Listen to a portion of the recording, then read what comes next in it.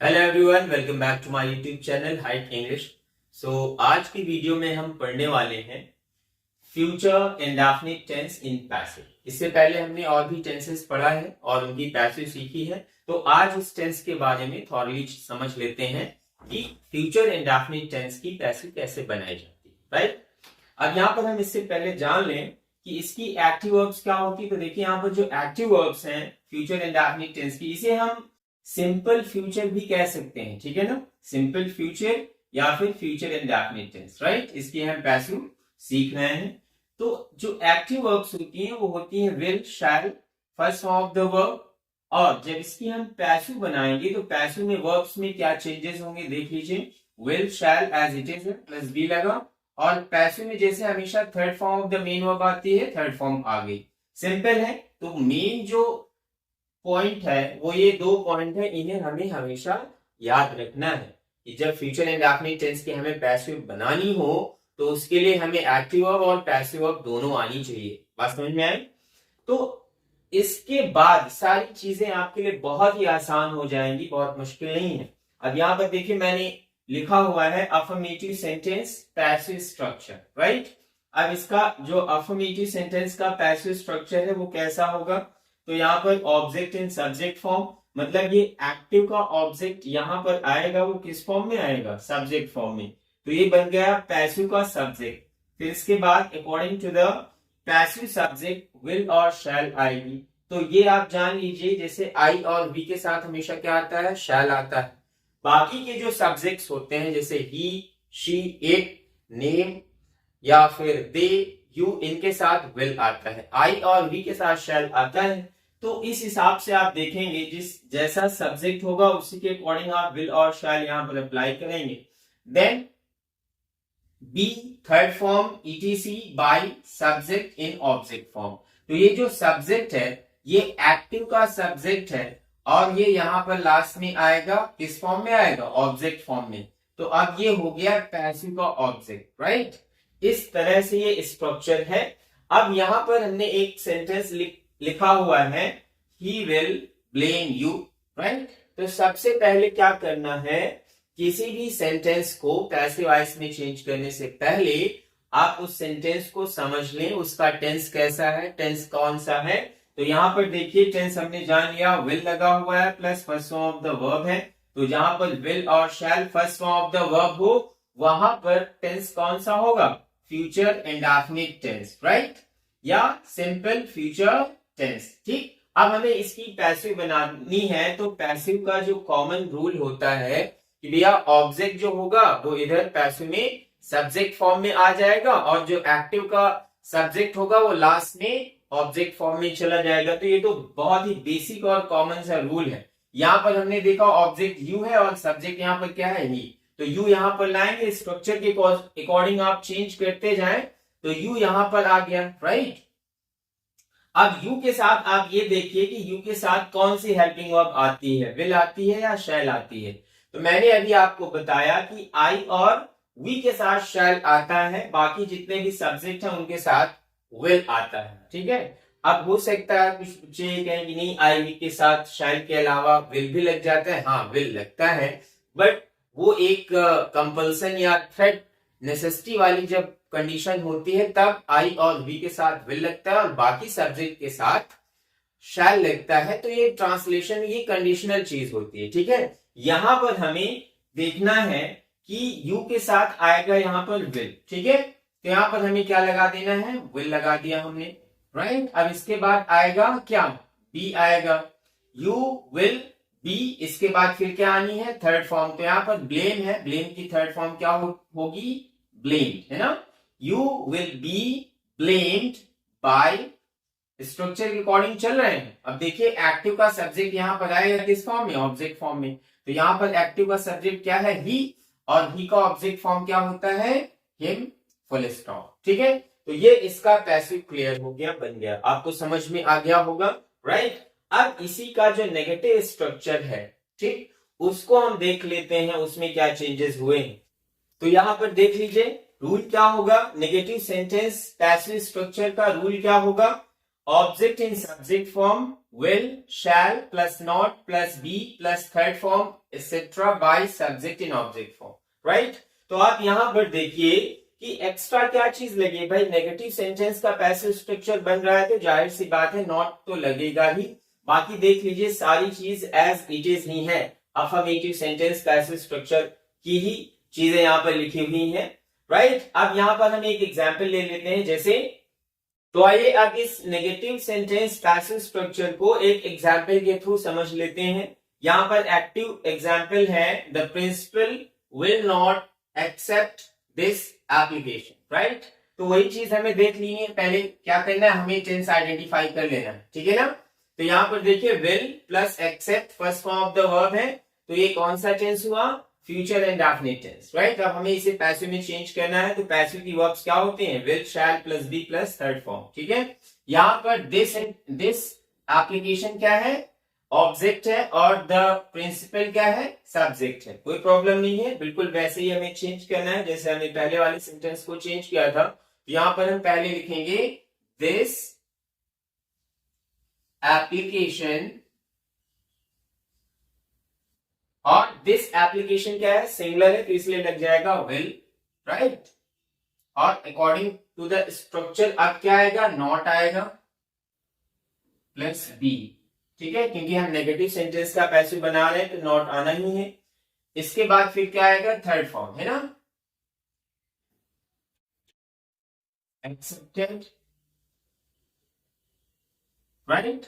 This application will not be accepted by the principal, क्या हो जाएगा, by the principal, full stop, ठीक है। एक बार और देख लें, the principal will not accept this application, passive क्या हुआ, this application will not be accepted by the principal, okay. तो ये इसका पैसिव कंप्लीट हो चुका है। अब इसके बाद आगे और कुछ सेंटेंसेस हैं, जैसे इंटरोगेटिव यस और नो टाइप और इंटरोगेटिव डब्ल्यूएस टाइप, उनका स्ट्रक्चर और उनके एग्जाम्पल्स कैसे चेंज किए जाएंगे वो हम आगे समझते हैं। अब देखिए आगे समझते हैं इंटरोगेटिव यस और नो टाइप पैसिव स्ट्रक्चर और interrogative WH type passive structure, ठीक है। तो यहां पर आप स्ट्रक्चर देखिए, इंटरोगेटिव यस और no type, will, shall, object in subject form not if used, be third form of the verb etc plus by subject in object form, और यहां पर लग गया क्वेश्चन मार्क, ठीक है।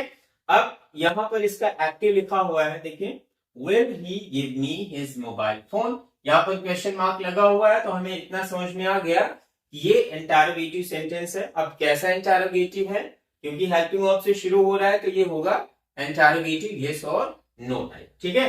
अब यहां पर देखिए विल और first form of the verb हमें मिल गई, तो ये जो टेंस हुआ कौन सा हुआ, फ्यूचर इंडेफिनिट टेंस, ठीक है। अब हमें इसकी पैसिव बनानी है, तो पैसिव हमें पैसिव वर्ब याद होनी चाहिए, फ्यूचर इंडेफिनिट टेंस की पैसिव वर्ब क्या होती है, will, shall plus be plus third form of the verb, right.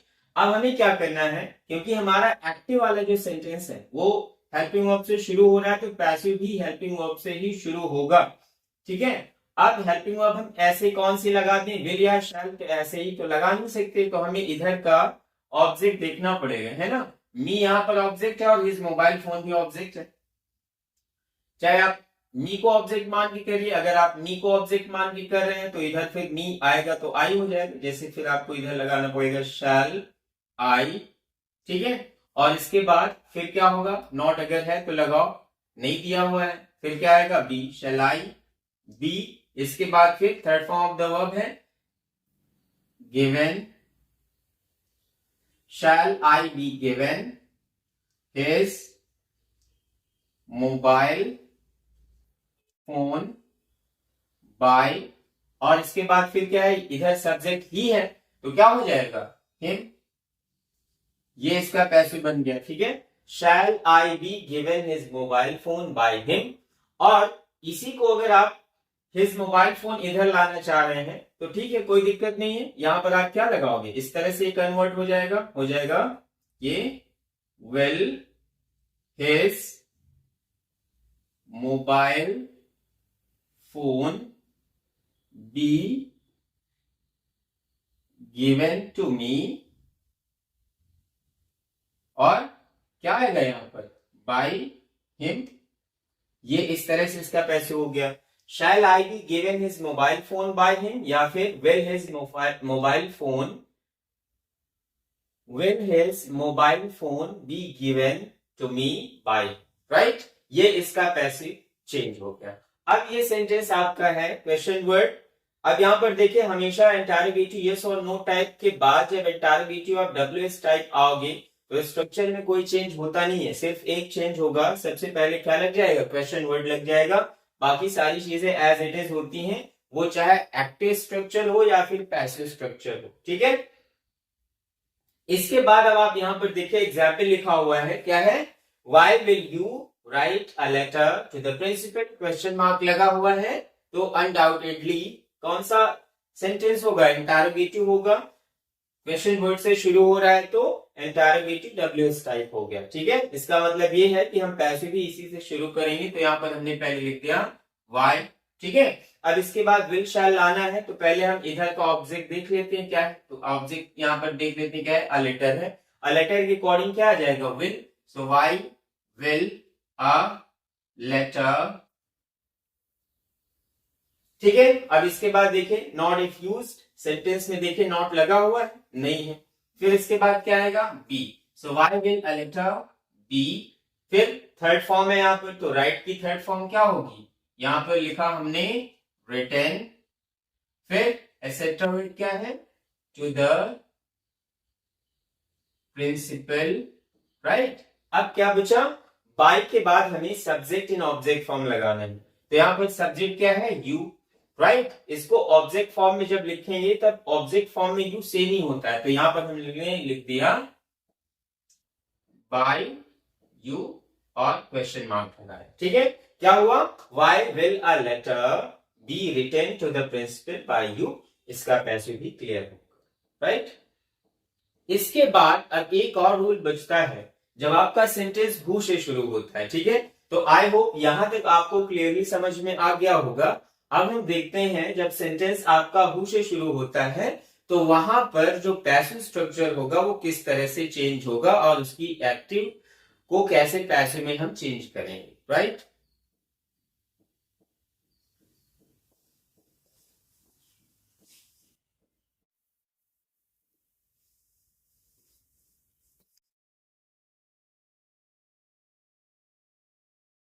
अब देखिए लास्ट स्ट्रक्चर बचा हुआ है, रूल क्या है, when sentence starts with who, passive structure, ठीक है। तो जब आपका सेंटेंस हु से शुरू हो तो उसका पैसिव स्ट्रक्चर क्या होगा, सबसे पहले हम क्या लिखेंगे, बाय हुम प्लस विल और शैल, फिर इसके बाद ऑब्जेक्ट इन सब्जेक्ट फॉर्म आएगा, plus not if use, sentence में नॉट है अगर इंटरोगेटिव में तभी लगाएं, plus be third form of the verb etcetera and question mark.